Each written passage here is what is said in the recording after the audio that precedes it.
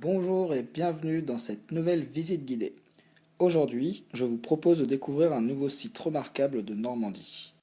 J'ai pu découvrir ce lieu qui est habituellement fermé au public dans le cadre des sorties organisées par le département pour sensibiliser et promouvoir les espaces sensibles naturels. Ce jour, j'ai pu participer à un concert de lyre germanique avec Mathieu Larcier du Murmure des Arbres à Rouen. Alors nous sommes donc à la tourbière d'Heurthoville. Je vais vous donner quelques informations à propos de ce lieu et notamment pourquoi il a été classé espace sensible naturel en 2004. Pour commencer, ce site a été utilisé comme exploitation de tourbe.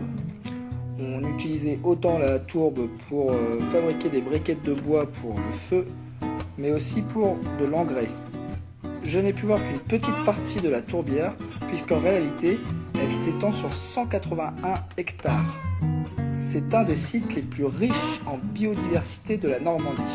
On peut y trouver par exemple 155 espèces d'oiseaux différents, dont les mésanges boréales, des échassiers, des faucons pèlerins, des palbuzards pêcheurs, mais on peut aussi y croiser des cigognes blanches. Comme vous savez, pour avoir une grande biodiversité, il faut autant beaucoup d'espèces différentes que ce soit dans la faune, mais aussi dans la flore. Chaque espèce a besoin de conditions favorables pour s'y développer, autant pour y trouver son habitat que pour se nourrir, mais aussi pour se reproduire. En plus de 155 espèces d'oiseaux, on peut y trouver plus de 1000 espèces différentes de plantes, dont des plantes très rares et des espèces protégées. Pour vous donner quelques noms comme ça d'espèces rares, il y a par exemple l'osmonde royale, la drosera, une plante carnivore protégée, la grande douve. On peut aussi y croiser des fougères préhistoriques.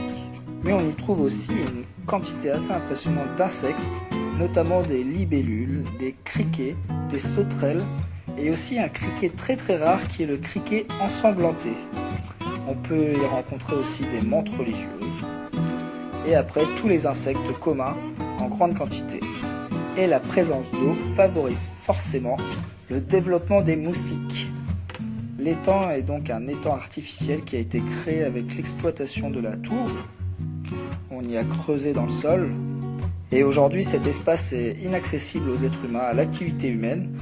Et au contraire, ils essayent de préserver et sauvegarder cette biodiversité.